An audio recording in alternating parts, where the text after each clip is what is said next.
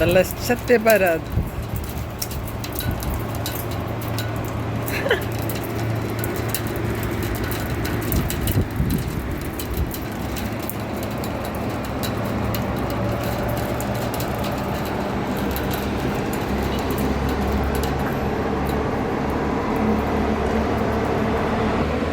شوفوا حبة البرد. واو، حلو حلو الشتاء. بحسه هيك بيغسل الدنيا وبيغسل القلوب. انا قبل ما كنت حب الشتاء ابدا ابدا ابدا، هلا صرت حب الشتاء.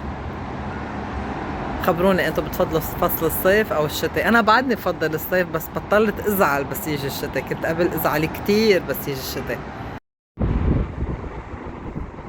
اليوم الطقس كتير كتير سقعة. كل الليل كانت عم بتشتي بطريقة، يعني شو بدي اقول لكم، كتير كتير قوية. برق ورعد ومطر، كان كتير غزير الشتاء. يعني عن جد الله يساعد يلي بيشتغلوا بالليل او بيتنقلوا او حتى بيوتهم منا مدفية، الله يعينهم. هيدا الطقس بده اكلات شتوية بامتياز، بتدفي وكمان بتعطي طاقة وفيها كتير فيتامينات. خليني اسكر بدل هويت البيت ونفوت على المطبخ نحضر أكلات شتوية كتير طيبة. اليوم رح نعمل بدل الوصفة وصفتين. تابعوني وخليكم معي لآخر الفيديو. بما انه الطقس عاصف، شو رأيكم نعمل شوربة كتير طيبة؟ حضرت الباقة العطرية تبعيتي، رح اسلق دجاج ورح اعمل بدل الطبخة طبختين. جايبة 2 كيلو من صدور الدجاج. رح بلش نقعتهم انا بخل وحامض وشوية ملح خشن. هلا رح ارجع غسلهم وفضيهم من هيدي المي لحتى نسلقهم وناخد منهم الخواص وكل الطعمة. ورح نعمل شوربة دجاج وكمان رح نعمل نوي. نوي على طريقتي انا، في كتير طرق للنوي. في ناس بتقلي الدجاج، انا بحب اسلقه ومن مية سلق الدجاج عادة. حتى لو ما بدي اعمل شوربة مثل هلا، بعمل البشاميل بيطلع طعمته كتير كتير طيبة. تابعوني وشوفوا الوصفة بالتفاصيل. حطيت طنجرتين على النار. هيدي رح اسلق فيها الدجاج او صدور الدجاج. على فكرة فيكم تحطوا افخاذ او فروش كامل، والكمية حسب ما انتو بتحبوا. وهون رح اسلق المعكرونة الفوتوتشيني للنوي. لبست كفوف ورح بلش ضيف الدجاج. هلا من بعد ما يغلو وتطلع القشوة وشيلها للزفرة كلها القشوة، وبحط المطيبات. هيك بيطلع عندي شوربة نقية 100%. وهذا الكف اللي لبسته دغري بشلحه وعالزبالة.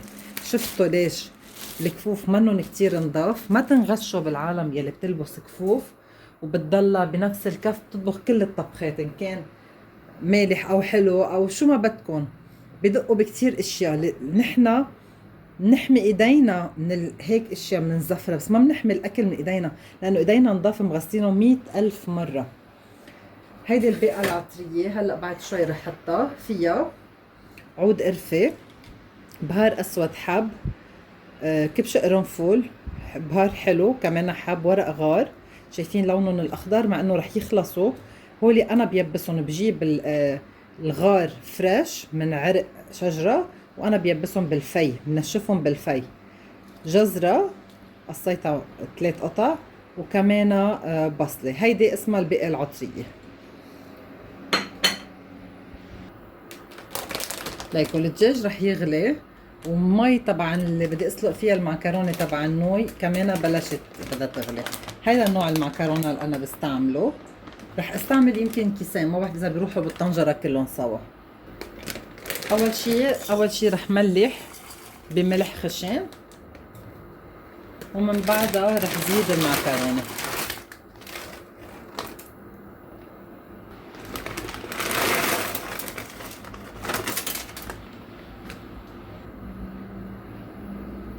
هلا بينزلوا كلهم بالمي ورح اسلقهم. كم دقيقة بنسلقهم؟ أنا بدي إياهم الدنتي لأنه رح يرجع يفوتوا على الفرن ويكفوا استوائهم لتاخد هيك لون، فما بدي إياهم يستووا كتير.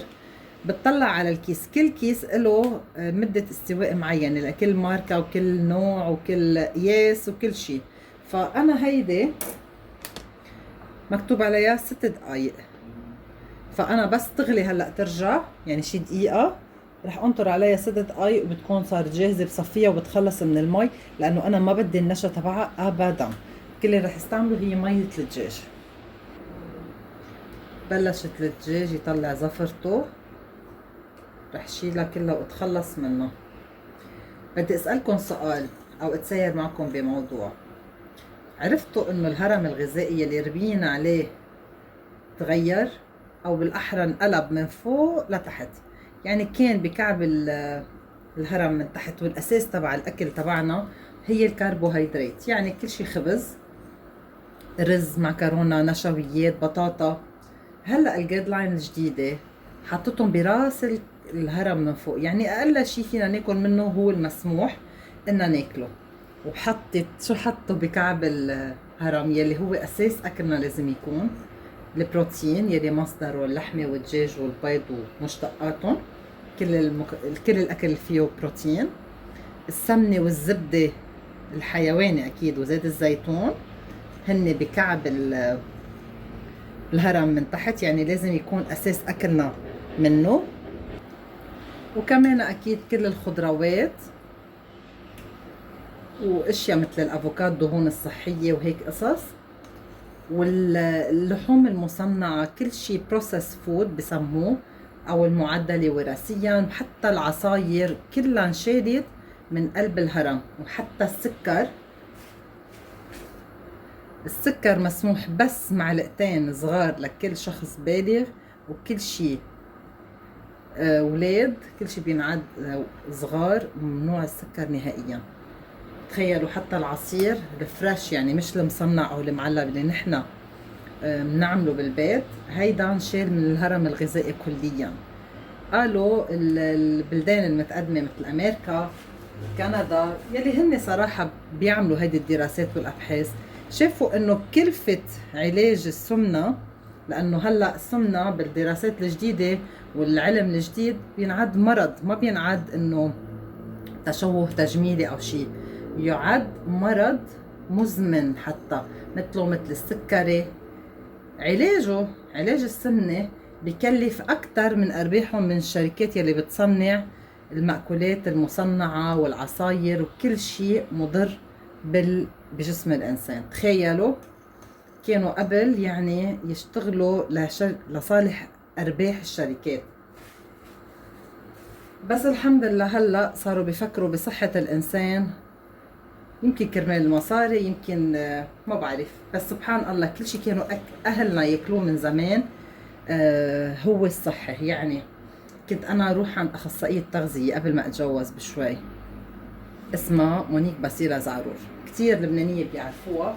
هلا هي عايشة بكندا. هي كتير حدا بروفيشنال وكتير ضد الرجيم. هي بتقلك هيدا الاكل هو لايف ستايل، وهي صاحبة مقولة اذا هيدا الاكل بتقوم 6 من قبرة وبتشوفك شو عم تاكلي بتعرف شو هو هذا النوع، مش تشوف شي ما بتعرفوا شو هو النودلز او هوت دوغ او اي شي اهلنا او اجدادنا ما بيعرفوا. هيدا لحم مصنع او اشياء مصنعة منا منيحة، خاصة اذا كانت باكلنا الدايم. فهيدي المدام عندها شن كمان اسمه صحي وسريع، لانه بتعلمنا نطبخ بسرعة، وانا عندي كتير وصفات واكلات بعملها من كتابة، والتحضير المسبق والاشياء المفرزة. كانت ضل تقول ما تخافوا من السمنة، خافوا من الزيت، ما تخافوا من اللحمة المفرومة حتى اللي فيها فات، خافوا من المرتديلا مثلا او من السلامي او من كل هيدي اللحوم المصنعة او حتى من علب اللحمة وكل هيدي الاكلات. فهيك كانوا عم يضحكوا علينا باكلنا وبطريقة اكلنا. بس الحمد لله نحن قد ما فينا، خاصة المطبخ اللبناني كتير كتير صحي ومعروف قديش هو متنوع وفيه كتير فايبر، فيه كتير الياف وفيه كتير خضروات وبيرتكز على اللحمة والسمنة البلدية. وهلأ أنا عم ضيف كل التوابل أو البهارات أو الباقة العطرية يلي رح تشلي كل تعطيني طعمة كتير طيبة بهيدي الشوربة. رح اتركهم يستووا تقريبا، بياخدوا شي 45 دقيقة بيكونوا استووا. والمعكرونة تبعيتي أخدت وقتها، رح صفيها وبردها خليها تبرد على الآخر لبلش حضر البشاميل للنوي. هلأ رح بلش حضر للبشاميل. رح استعمل طنجرة سلقت فيها المعكرونة، بس غسلتها شوي، ورح احط زبدة. اكيد انا بستعمل زبدة حيواني. رح احط معلقة كبيرة، يعني صراحة هولي اكتر من معلقة بشوي، يمكن شي معلقتين. رح نحط لهم كمان معلقتين كبار من الطحين. بدي اياهم يتحمصوا تطلع ريحتهم. ريحة الزبدة صراحة بتشهي القلب. خبرونا انتو اي نوع زبدة بتستعملوا، ولا بتفضلوا تحطوا بالبشاميل تبعكم سمنة؟ انا صراحة بفضل روح على الزبدة. رح حمصه شوي، بس تطلع ريحته بدل ما اضيف حليب سائل. انا بحب احط من مرق الدجاج، بيعطي طعم كتير طيب مع حليب بودرة. شو رأيكم؟ قلتلكم من الاول انه هيدي الوصفة على طريقتي. اكتبولي انتو بتقلوا الدجاج او بتسلقوه، وبتحطوا بالبشاميل زبدة او سمنة او زيت، وكمان بتحطوا مرق دجاج او بتحطوا حليب وكريمة. يعني كل واحد عنده طريقته. انا بفضل قد ما فيي مادام عم ناكل كارب يلي هو معكرونة، انا اروح على الاشياء الصحية او بدايل بتفيد الاولاد وبتغذيهم. اكتبوا لي بالتعليقات انتو كيف تعملوها لهيدي الاكله. يلا تحمص الطحين، شايفين طلعت ريحته بتشهي. هلا رح بلش حط من مرق الدجاج، واكيد لازم صفيه.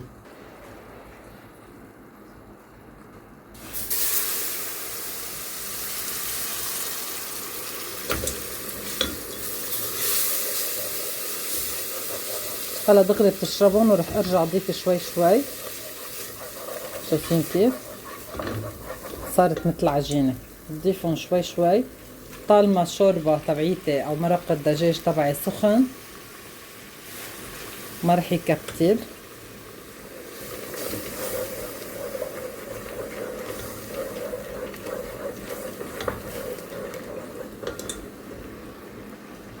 انا بعد ما ملحت الدجاج هلا رح ملحه. كرمال هيك فيني ملح كمان البشاميل تبعي. انتبهوا اذا مملحين الدجاج بدكم تنتبهوا على كمية الملح اللي بدكم تحطوها بالبشاميل. شوفوا البشاميل تبعي صار ناعم مثل الحرير. هلا رح اضيف 3 ملاعق كبار من حليب البودرة، واكيد كامل الدسم.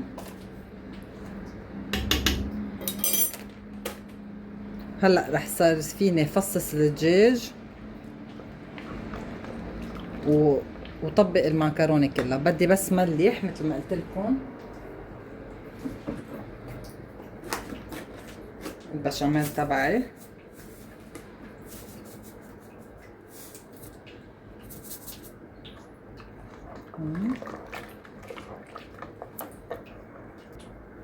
وكمان رح ملح الدجاج. هون شلت الدجاج بدي فصفصه للنوي. وهلا بدي شيل الدجاج من هون، حطه بطنجرة تانية اصغر من ميلي يكون اصغر. وكمان لحتى اقدر احط رز اطبخه وما يكون في عندي هدول البهارات يلي حاطتهم، بتكون الشوربة تبعيتي صافية. وكمان رح فصصهم تطلع الشوربة اطيب واكتر هيك اغنى. وهون انا غسلت كوب من الرز المصري. اكيد بس استعملوا الرز المصري وما تنقعوا، لانه انا بدي النشا تبعه كله يطلع. بس غسلته فوج واحد، يعني مرة وحدة غسلته. ورح نزل كل حبة لاخر حبة رح نزلهم. وهلا رح ارجع ردها على النار، بدي الرز تبعي يستوي. اكيد كان فيكم تحطون قبل هو والدجاج عم يستوي، بس لانه انا عم بعمل نوي يعني بدي الدجاج ني، بدي الدجاج مستوي لحاله. كرمال هيك نطرت لحتى استوى الدجاج، شلته.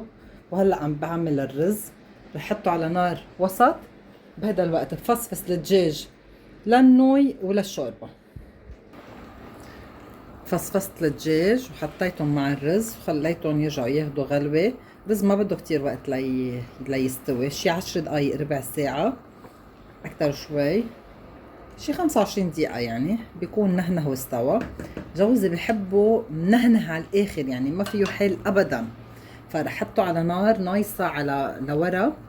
وهلا رح لكم البشاميل، بس بعد بدها رشة صغيرة من الملح، رح احط لها بعد شوية ملح. هون جوينا الدنيا، هلا برجع بنظف الغاز بس خلص طبخ. والبشاميل تبعي بعد ناقصه شغلتين، رشة من الملح بعد دقتها بدها ملح، وكمان رح حط عليها شوية جوزة الطيب، رح ابرشها فريش تغلي فوقها. جوزة الطيب كتير طيبة مع البشاميل، هيك شوي صغيرة. إذا عندكم إياها مطحونة خالصة استعملوا ربع معلقة أو نصف معلقة حسب قديش قوية أو لا. وهون قصيت الدجاج مكعبات،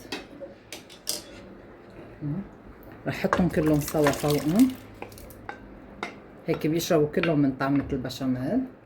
ورح زيد عليها المعكرونة، أعطيها خلطة وفوتها على الفرن.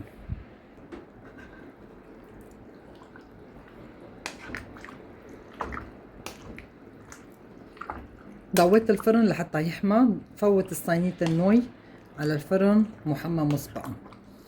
ما بتاخد وقت كتير، شي نص ساعة أو 25 دقيقة حسب قوة الفرن، حسب قياس الصينية. فضيتها بطنجرة أكبر لأقدر حركهم لأنه الدجاج ضل تحت. وهلأ رح حطهم بالصينية وحط على وجهها أكيد جبنة، فيكم تحطوا موتزاريلا، قشقوان، اللي انتو بتحبوه. البشاميل هون ما مبين بس هي فيها أكيد بشاميل. شوفوا طلعوا حنيهم. هلا رح حط عليهم جبنة، أنا بحطها بالفريزر، موتزاريلا أكيد بحطها بالفريزر دايما، هيك بتتأمر. عملت صينيتين مثل ما شايفين، يعني بكرة ما رح نعمل غدا، بكرة بنعمل شي حلو. إذا عبالكم ضل نزل فيديوهات وما غيب عنكم اكتبوا لي بالتعليقات. بتشكر كل حدا سأل عني، عن جد كلكم ذوق، انتو أحلى عالم بالعالم.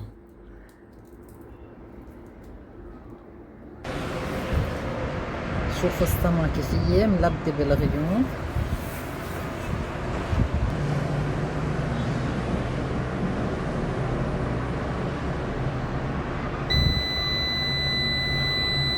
واخيرا اجت كهربة الدولة، الدنيا عم بتشتي هيك على الخفيف ما مبينة، بس شايفين الغيوم صفير.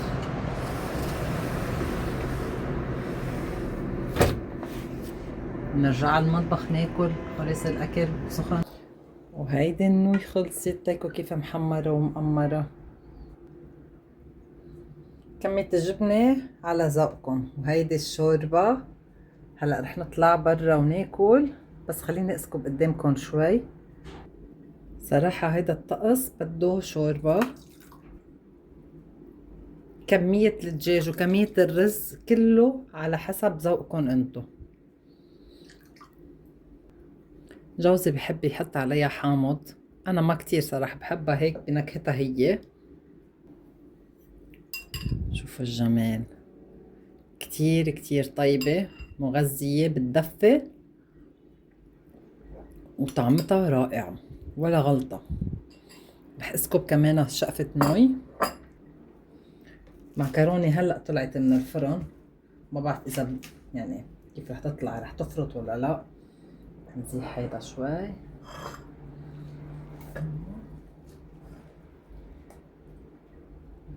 شوفوا الجبنة يامي، بتجنن. النوي بالشوكة، شايفين المطة تبع الجبنة يامي.